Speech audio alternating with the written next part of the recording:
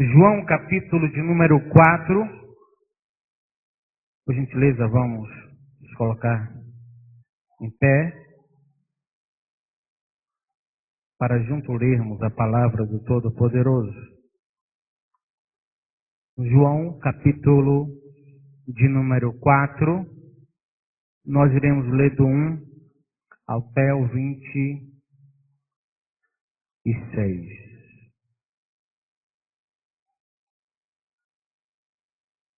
Vamos ler até o 30. Diz assim a palavra do Todo-Poderoso. E quando o Senhor veio saber que os fariseus tinham ouvido que Jesus fazia e batizava mais discípulos do que João, ainda que Jesus mesmo não batizava mais os seus discípulos, deixou a Judéia e foi outra vez para a Galiléia. E era necessário passar por Samaria. Foi, pois, a uma cidade de Samaria chamada Sicá, junto da herdade de que Jacó tinha dado para o seu filho José. Estava ali a fonte de Jacó. Jesus, pois, cansado do caminho, assentou-se junto à fonte, e era isso quase a hora sexta. Veio também uma mulher de Samaria tirar água e disse-lhe Jesus: dá-me de beber? Porque os seus discípulos tinham ido à cidade comprar comida. E disse-lhe, pois, a mulher samaritana: como sendo tu judeu, me pede de beber a mim, que sou mulher samaritana, tendo em vista que os judeus não se comunicavam com os samaritanos. De sorte que Jesus respondeu da seguinte forma: se tu conheceras o dom de Deus, e quem é que te diz dá-me de beber, tu pedirias e ele te daria da água da vida. E disse-lhe a mulher: Senhor, tu não tens com que tirar do poço, e o poço é fundo, onde pois tem água viva? És tu maior que Jacó, nosso pai, que nos deu o poço, bebendo ele próprio deste poço, e os seus filhos e o seu gado? Jesus respondeu e disse: qualquer que beber desta água tornará a ter sede, mas aquele que beber da água que eu lhe der, não terá sede, porque a água que eu lhe der se fará nele uma fonte de água a jorrar para a vida eterna. E disse-lhe a mulher: Senhor, dá-me dessa água para que eu não mais tenha sede e não venha aqui tirá-la. E disse Jesus: vai e chama o teu marido e venha cá. A mulher respondeu e disse: não tenho marido. Disse Jesus: isso tu dissestes muito bem, não tenho marido, porque tivestes 5 maridos, e o que agora tens não é teu marido. Isso dissestes com verdade. E disse-lhe a mulher: Senhor, vejo que és profeta. Os nossos pais adoraram neste monte, e vós dizeis que é em Jerusalém o lugar onde deves adorar. E disse-lhe Jesus: mulher, crê que a hora vem, em que nem neste monte, nem em Jerusalém adorareis ao Pai. Vós adorais o que não sabe, nós adoramos o que sabemos, porque a salvação vem dos judeus. Mas a hora vem, e agora é, que os verdadeiros adoradores adorarão o Pai em espírito e em verdade, porque o Pai procura tais que assim o adorem. Deus é espírito, e importa que os que o adorem em espírito e em verdade. E a mulher disse-lhe: eu sei que Moisés, que chama o Cristo, vem, que o Messias, que se chama o Cristo, vem, e quando ele vier, nos anunciará tudo. E Jesus disse: eu sou eu que falo contigo. Nisso vieram os seus discípulos e se maravilharam do que estivesse falando com a mulher. Todavia, nenhum lhe disse nada, ou perguntou o que eles está perguntando, ou por que fala com ela. Deixou, pois, a mulher o seu cântaro, foi à cidade e disse àqueles homens: vinde e vede um homem que me disse tudo quanto tenho feito. Porventura não é esse o Cristo? Saíram, pois, da cidade e foi ter com Jesus. Poderoso Deus, a tua palavra é santa e poderosa.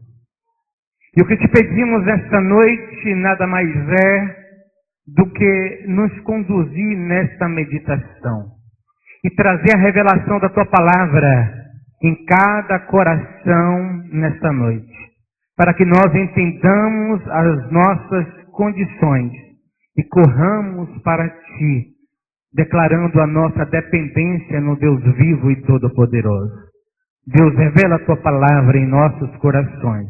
Nós te pedimos encarecidamente em o nome do Senhor Jesus, no nome de Jesus. Amém. Pois aí está assentado.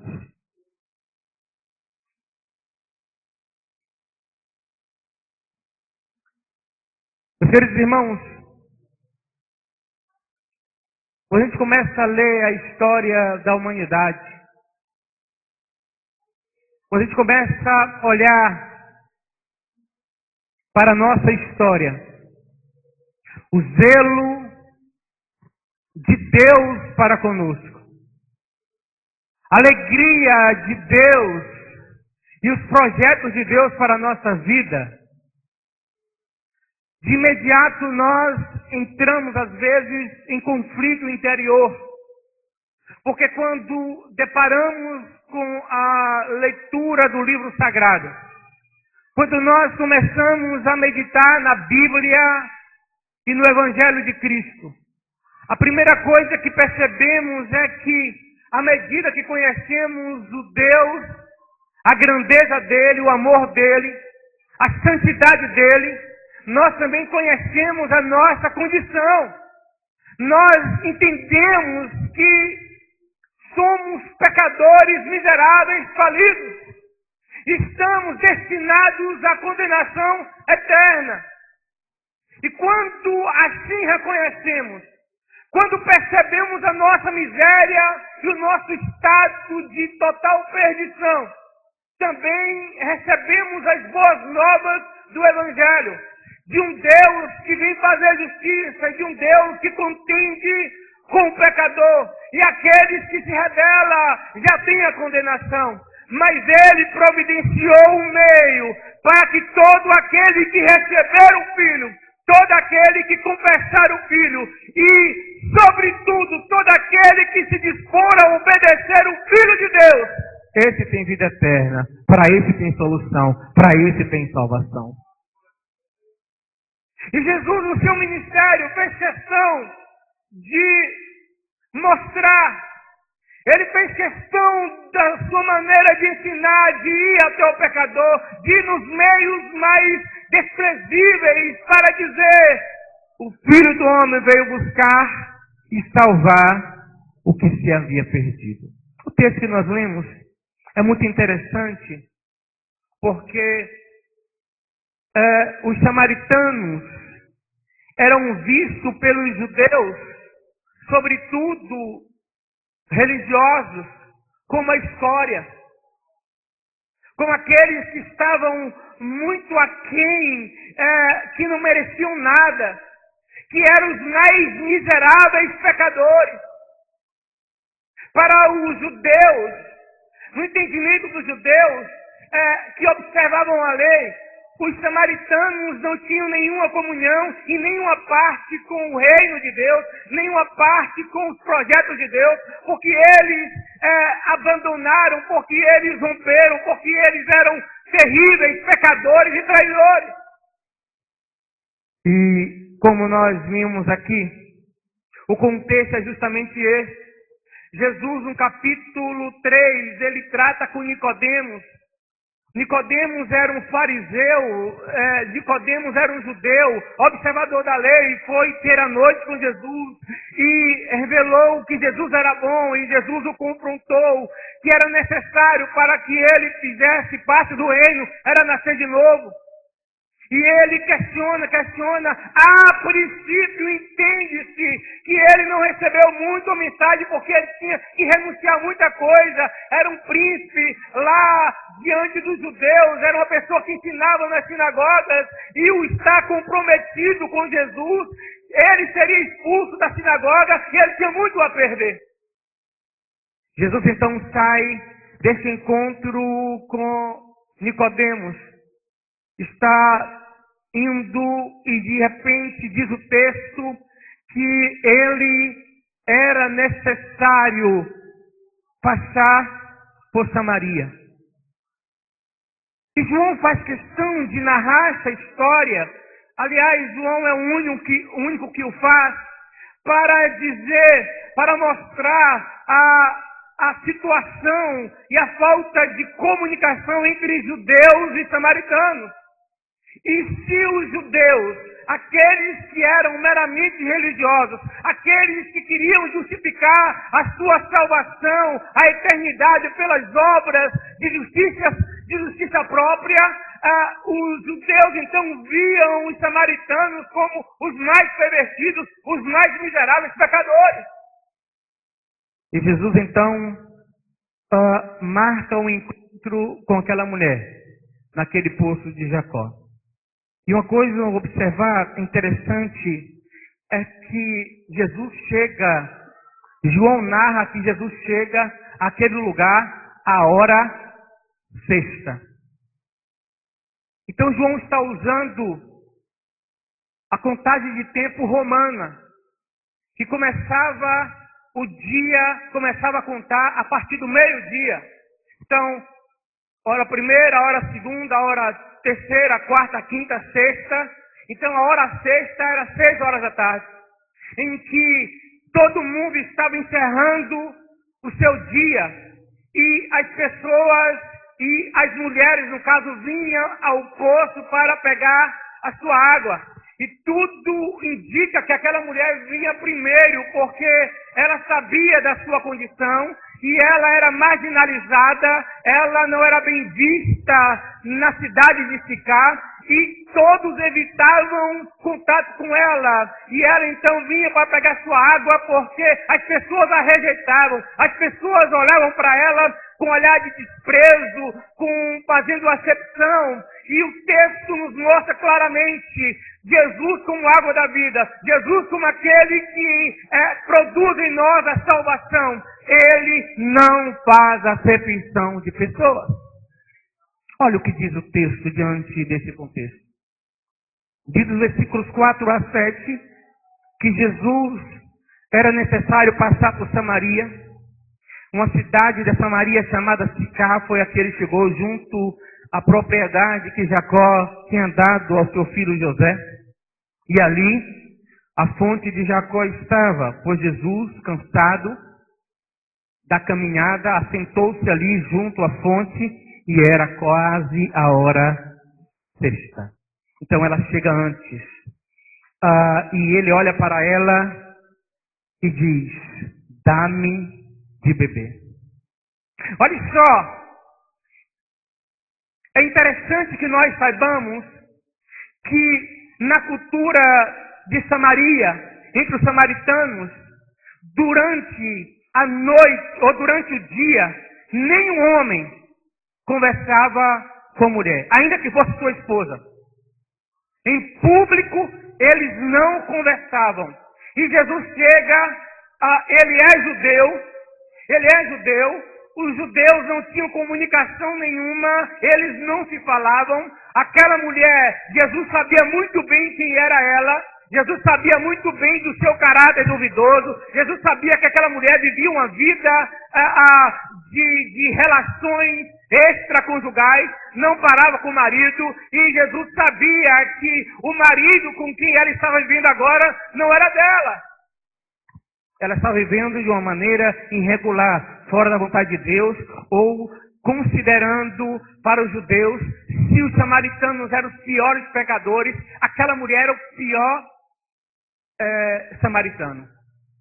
E Jesus se aproxima daquela mulher e ele rompe essa barreira, mas sobretudo Jesus demonstra que ele veio salvar os que se havia perdido. Ele não faz acepção de pessoas, não tem pessoas para o Senhor Jesus Cristo, para o seu ministério e para a salvação. Não existe ninguém que está aqui, não existe alguém que não possa ser alcançado pelo amor do Senhor Jesus Cristo. Jesus veio àquele lugar não para beber água, mas para trazer água da vida. A água da vida eterna para uma mulher pecadora. Jesus foi praticamente expulso dos judeus.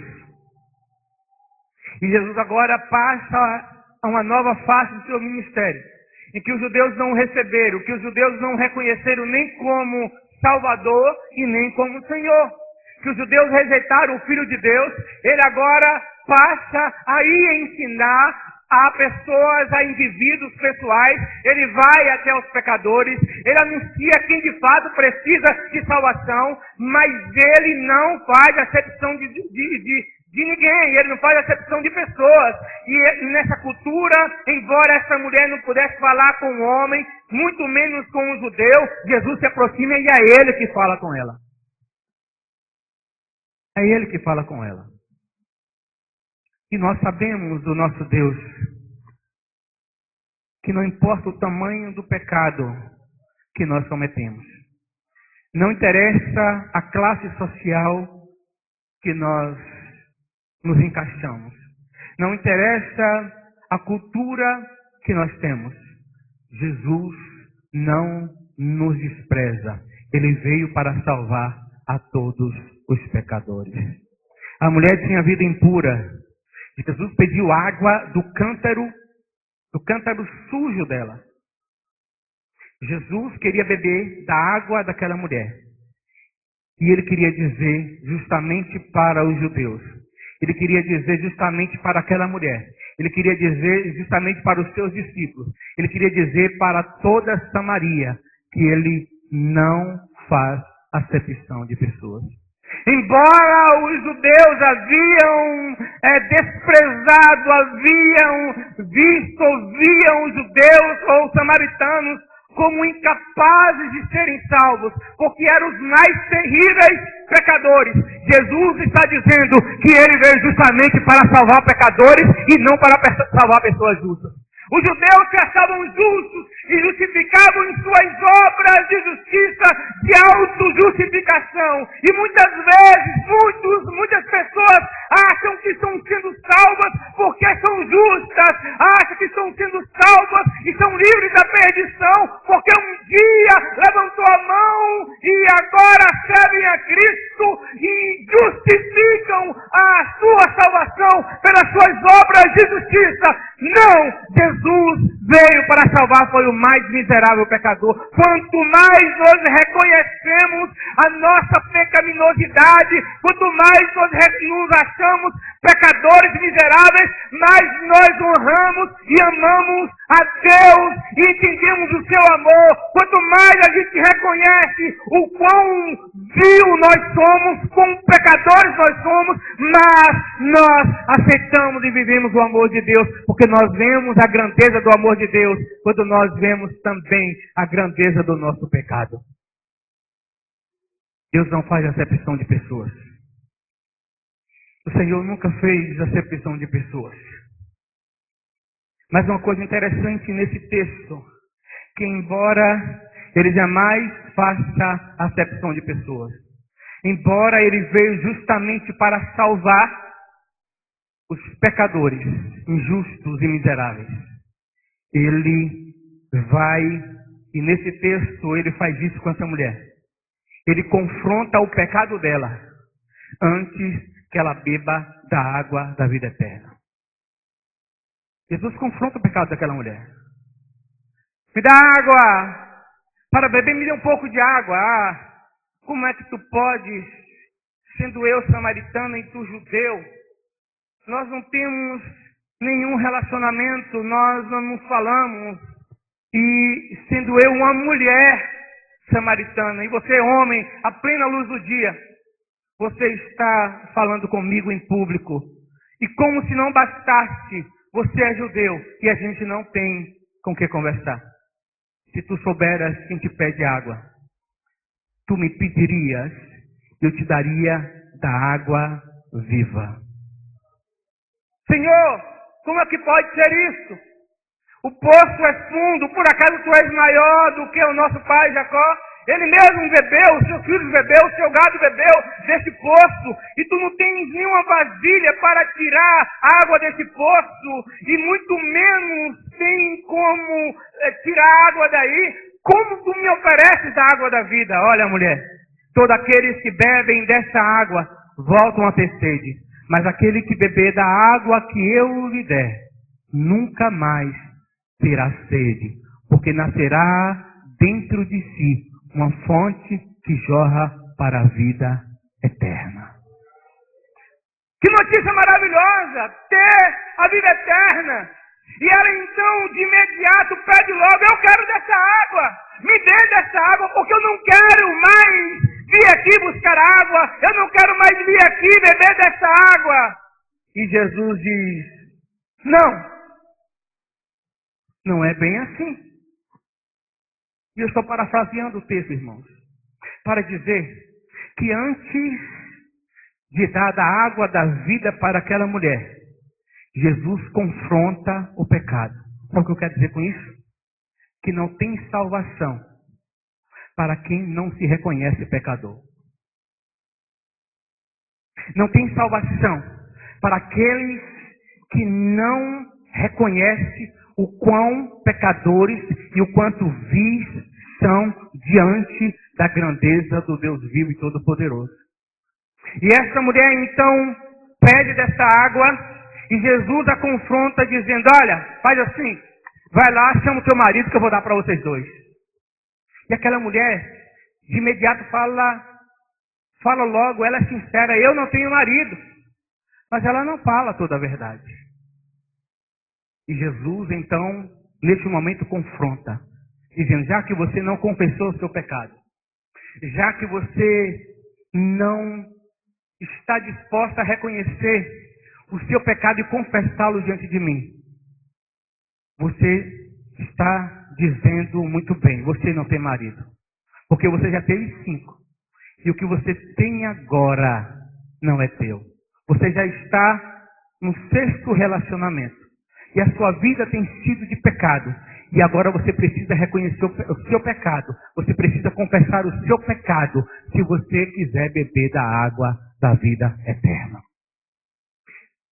Eu quero ler um parágrafo desse livro, inclusive eu sugiro a leitura, estava até conversando com Yasmin ainda há pouco.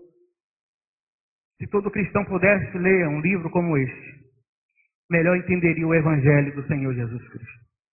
Eu sugiro a leitura, o Evangelho segundo Jesus. O Evangelho segundo Jesus, escrito por John MacArthur. E ele escreve o seguinte: a água da vida que Jesus oferecia era dada somente para aqueles que reconheciam o seu estado irremediável de pecado. Deus procura pessoas que desejam se submeter a Ele e a adoração a Cristo em espírito e em verdade. Esse tipo de adoração é possível para quem não é possível para quem abriga no seu íntimo o pecado. Mas é somente possível para aqueles que confessam e abandonam o seu pecado. E estes encontrarão um Salvador ansioso para recebê-los, perdoá-los e libertá-los. À semelhança da mulher à beira do poço, encontrarão a fonte de água viva todos aqueles que forem a Jesus e reconhecerem os seus pecados, confessando e abandonando. O último capítulo da Bíblia termina com esse convite. que nos faz lembrar da mulher samaritana. Aquele que tem sede, venha, e quem quiser, receba de graça a água da vida. Ao mesmo tempo em que essa água é gratuita, ela não é barata. O Salvador pagou pessoalmente o preço máximo e definitivo, a fim de que todos os sedentos, arrependidos e os que buscam possam beber e terem as suas almas saciadas e a sua alma salva diante do Senhor. Não existe salvação para aqueles que não reconhecem seu pecado.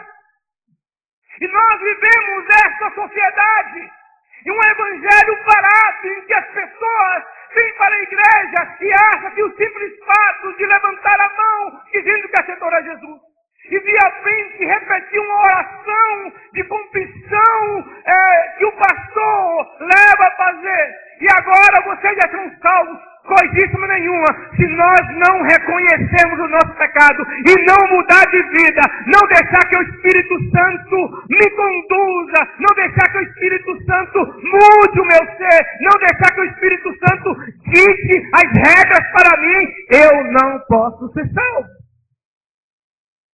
Meus irmãos, Jesus nunca vai dar salvação para nenhum ser humano sem confrontar a sua vida de pecado. Nós precisamos sentir a nossa miséria. Nós precisamos nos reconhecer pecadores. Porque quando nós reconhecermos em nós a pecaminosidade, a vida vil e a natureza pecaminosa com que nós somos constituídos, nós iremos também em contrapartida reconhecer que precisamos de um Salvador, que precisamos viver guiado, conduzido pelo Espírito Santo, e aí nós iremos valorizar o sacrifício de Jesus na cruz do Calvário. Essa mulher tem o seu pecado confrontado. Ela quer beber da água da vida. Quando ela ouve falar de vida eterna, quando ela ouve falar de água da vida que conduz à vida eterna, ela logo me dá dessa água. Aí Jesus diz, olha, não, primeiro você precisa confessar o seu pecado e abandonar. Aquela mulher então reconhece Jesus como Senhor. Senhor, me dê dessa água. Depois ela reconhece Jesus como profeta. Tu és um profeta, porque realmente é assim. A minha vida tem sido essa. Esse é o meu pecado. Ela confessa o pecado dela diante do Senhor. E o que é melhor, irmãos?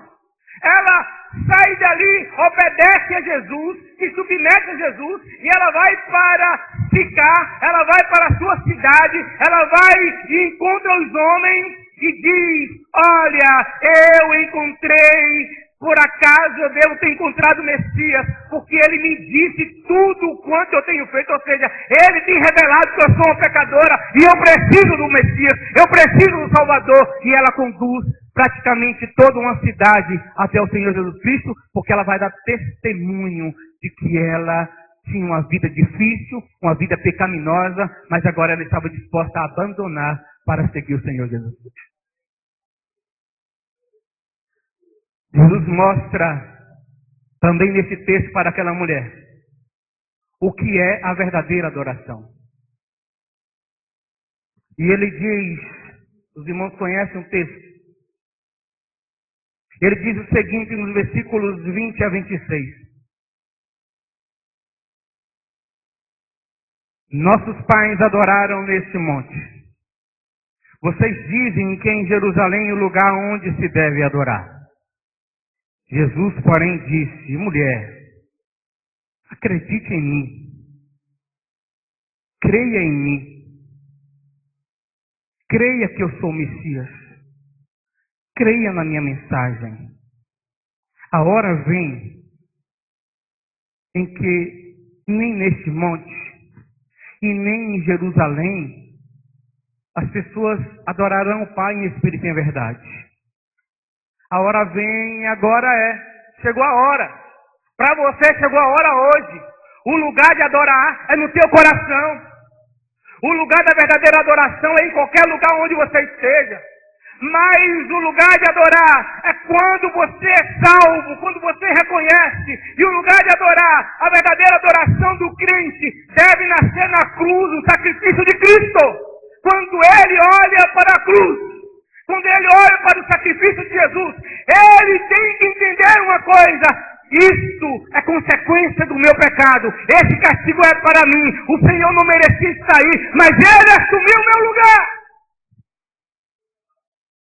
E ele reconhece, preste atenção, a salvação e a adoração verdadeira acontece quando o crente tem o entendimento de que ele é salvo por causa da graça e misericórdia do Senhor.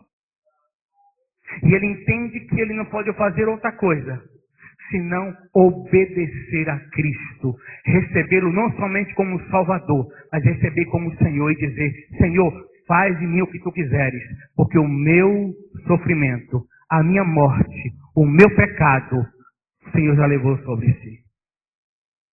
Nós precisamos entender o valor da cruz. Essa mulher reconhece Jesus não somente como Salvador. Tu és o Messias. Tu és o ungido de Deus. Tu és o Salvador que nós esperávamos. Mas ela diz também: Tu és Senhor e Cristo. Esta é a mensagem do Evangelho. Esta é a mensagem apostólica. Esta é a mensagem da igreja primitiva. E essa deve ser a mensagem da igreja hoje. Tu és o Senhor. Tu és o Senhor. Eu me submeto a Ti. O Senhor está acima de todas as coisas. E também Tu és o Cristo. A igreja, o crente precisa se submeter e entender que ele não mais tem vontade nenhuma, mas a vontade que prevalece nele é a vontade de Deus. E ele então vai encontrar em Jesus também a salvação. Muitos estão barateando a mensagem do Evangelho. Viver a verdade da cruz é entender que aquela vergonha é nossa. A gente canta: levarei a vergonha da cruz, até morrer eu a vou proclamar. Nós devemos entender que aquela vergonha, aquele vexame, aquele momento em que Jesus clamou: Eli, Eli, lama sabachthani. Deus, e algumas pessoas vão dizer que Deus não olhou para Jesus porque ele não queria suportar, ele não estava suportando ver o seu filho daquela forma. Não, quem estava castigando Jesus era Deus, mas castigando os nossos pecados. Os nossos pecados.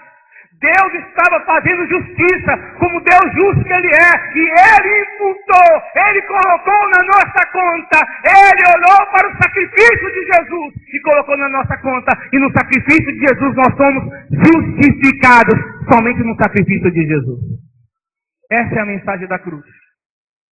Pedro, quando recebe a manifestação do Espírito Santo e ele começa a pregar, ele resume a mensagem que, na verdade, rende mais de 3.000 almas com o seguinte: este Jesus, os quais vocês mataram, não aceitaram, o qual vocês rejeitaram, Deus o ressuscitou dentre os mortos, e Deus fez dele o Senhor e o Cristo. Deus fez dele o Senhor, aquele que manda, aquele que é o cabeça da igreja, aquele que lidera, aquele que nos conduz, aquele que sabe exatamente qual é a vontade de Deus e qual é melhor para nós, e ele também é o nosso Salvador. Essa semana eu vi uma polêmica tremenda na rede social, ou nas redes sociais, com a falta total de entendimento e uma falácia contra o significado da cruz. E o cantor André Valadão escreveu na rede social, uma página da rede social dele, e ele escreveu o seguinte: a cruz não é a revelação do nosso pecado. Ele escreve: a cruz não é a revelação do nosso pecado, e sim a revelação do nosso valor. Isto é o cerne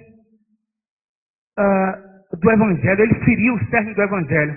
Porque quando nós devemos olhar para a cruz, nós devemos olhar e entender que aquilo ali é a revelação do nosso sofrimento. Que aquilo ali que Jesus passou era a nossa vergonha. Foi por causa do nosso pecado.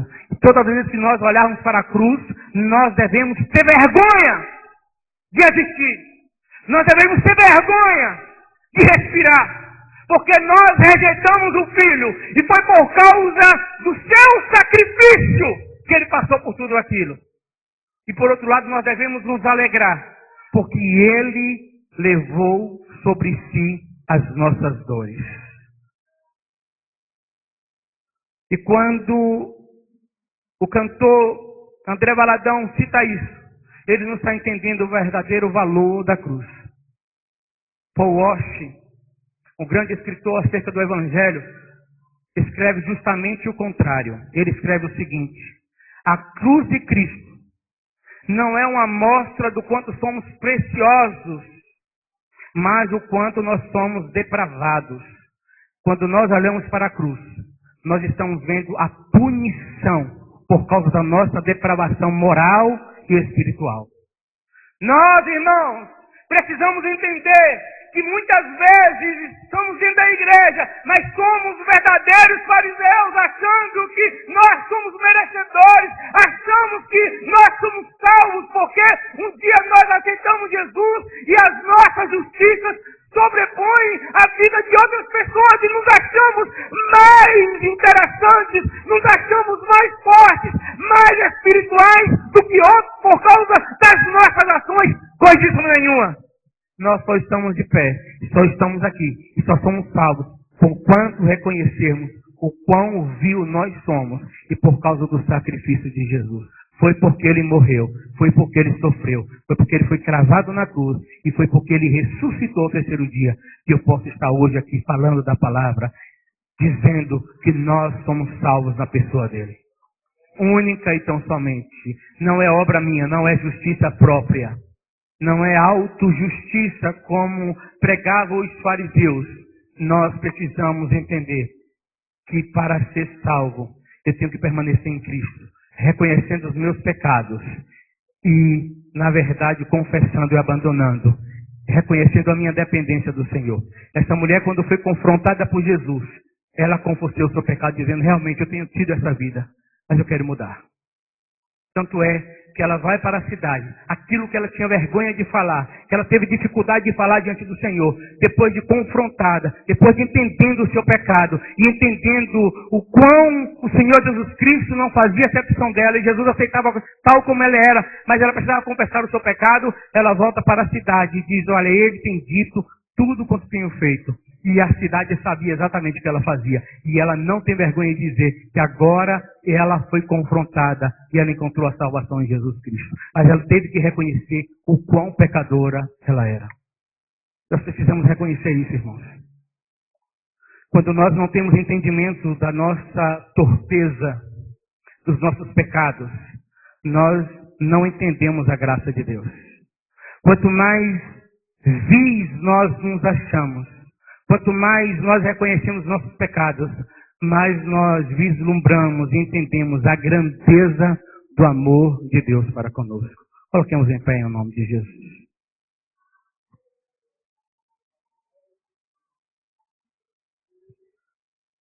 Poderoso Deus, a tua palavra é santa. Tudo que te pedi